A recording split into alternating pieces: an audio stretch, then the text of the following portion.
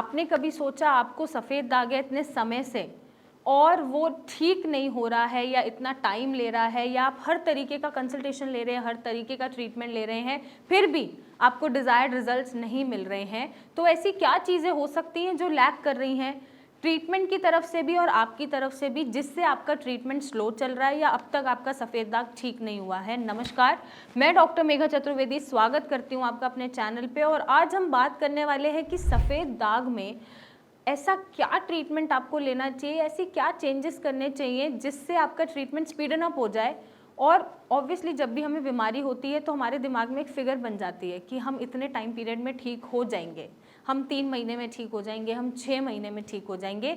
ये जो time slag है ना, ये आपको हटाने की ज़रूरत है, क्योंकि आपको ये समझने की ज़रूरत है कि हर व्यक्ति का जो रिस्पॉन्स है ट्रीटमेंट को लेके, चाहे वो एलोपैथिक ले, चाहे वो आयुर्वेदिक ले, होम्योपैथिक ले, यूनानी ले, कोई भी ऑल्टरनेट ट्रीटमेंट ले, जो उसका रिस्पॉन्स है वो वेरी करता है उसके इम्यून सिस्टम पे, या उसकी न्यूट्रिशनल डेफिशिएंसीज पे, या उसकी सिवियरिटी ऑफ डिसीज़ पे, या क्रोनिसिटी ऑफ डिसीज़ पे, और कॉम्प्लेक्सिटी ऑफ ट्रीटमेंट वो कितने लेकर आया है, उसका लाइफस्टाइल और उसका स्ट्रेस। तो इतने सारे फैक्टर्स हैं जो आपके ट्रीटमेंट की स्पीड को बताते हैं या डिसाइड करते हैं, और हर व्यक्ति में ये अलग अलग तरीके से चीज़ें पाई जाती हैं और रिस्पॉन्सेज भी उनके अलग अलग तरीके से होते हैं। फॉर एग्जाम्पल, मेरे को कोई दुख हुआ, मैंने थोड़ी देर उसको लिया अपने ऊपर और मैं 2 घंटे में ही नॉर्मल हो गई, अपना काम करने लग गई, ये मेरा रिएक्शन था। आपका रिएक्शन हो सकता है कि कोई भी दुख की बात आए तो आपको बहुत दिन निकल जाते हैं उस दुख से निकलने में और आगे की लाइफ स्टार्ट करने में। तो ये एक डिफरेंस है हमारे रिएक्शन में। तो आपका जो रिएक्शन है या रिस्पॉन्स है ट्रीटमेंट के प्रति, वो बहुत इंपॉर्टेंट होता है किसी भी ट्रीटमेंट को रिटेन करने के लिए। तो विटिलिगो को अगर आप जल्दी ठीक करना चाहते हैं तो उसके लिए 2 ही चीज़ें आपको करनी है। एक तो पेशेंस, सब्र रखना है, दूसरी चीज़ पॉजिटिविटी रखनी है और स्ट्रेस नहीं लेना है। तभी आप ऑटोइम्यून डिसऑर्डर जैसे विटिलिगो है या सोरासिस भी है, उनको आप हरा पाएंगे। हम ये बात कर रहे थे कि आपको जब विटिलिगो हुआ तो आपने ये धारणा बना ली कि मैं 3 महीने में ठीक हो जाना चाहिए, मैं 6 महीने में ठीक हो जाना चाहिए। किसी भी बीमारी से लड़ने के लिए आपको वो जो टाइम स्लैग आपके दिमाग में चल रहा है ना, वो आपको अवॉइड करने की ज़रूरत है। क्योंकि आप मेरी बात समझिएगा, जब एक लेडी प्रेग्नेंट होती है उसको एक एस्टिमेशन डिलीवरी डेट दी जाती है, गायनेकोलॉजिस्ट देती है कि इस डेट पे आपकी डिलीवरी होगी, और वो नहीं होती है मैक्सिमम टाइम्स। तो जब वो तक पॉसिबल नहीं है तो आप ये सोचने कि मैं 3 महीने में ठीक हो जाऊंगा, 6 महीने में ठीक हो जाऊंगा, 9 महीने में ठीक हो जाऊंगा, तो ये भी गलत है। क्योंकि आपने एक सर्टेन लिमिट ऑफ एक्सपेक्टेशन बना ली कि हाँ इतने में मैं ठीक हो गया तो हो गया, नहीं हुआ तो मैं स्विच कर जाऊंगा। और आपको ये नहीं पता कि शायद 3 महीने में आपकी बॉडी ने बहुत रिकवर किया है, आपके पैचेस सॉर्टेड हो रहे हैं, बीमारी बढ़ने से रुक गई है, और जैसे ही ट्रीटमेंट का एडवांस स्टेज आ रहा है असर दिखाने का, आपने स्विच कर लिया और अपनी बीमारी और बढ़ा ली। मैं ये नहीं बोल रही आप मेरे से इलाज लें, लेकिन आप जहाँ से भी ले रहे हैं ना, वहाँ पे पेशेंस रखें।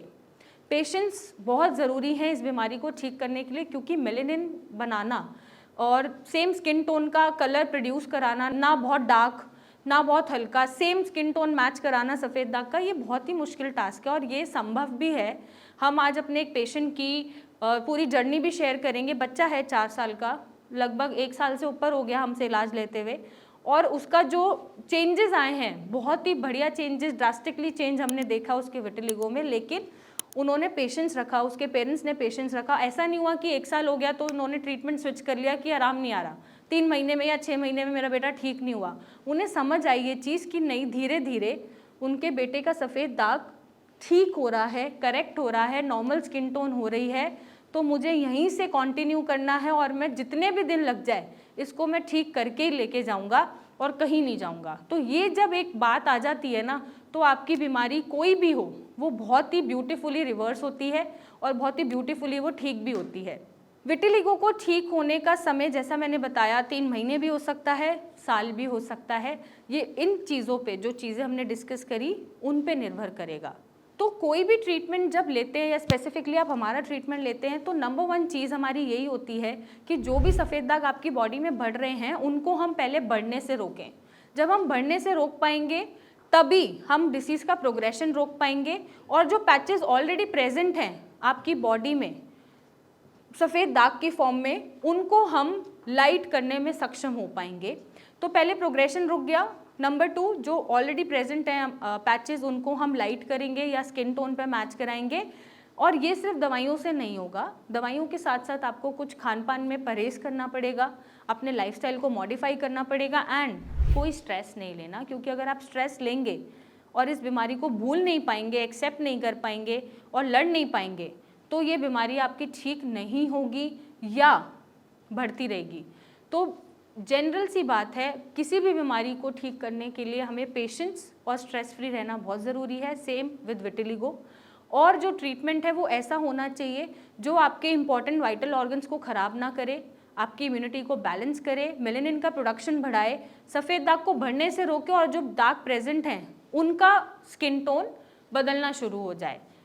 इन सब के साथ साथ अगर कोई न्यूट्रिशनल डेफिशिएंसी है जैसे विटामिन डी, B12, आयरन, उनको भी हम ठीक करेंगे या उनकी भी पूर्ति करेंगे तो हमारी रिकवरी रेट बढ़ जाएगा।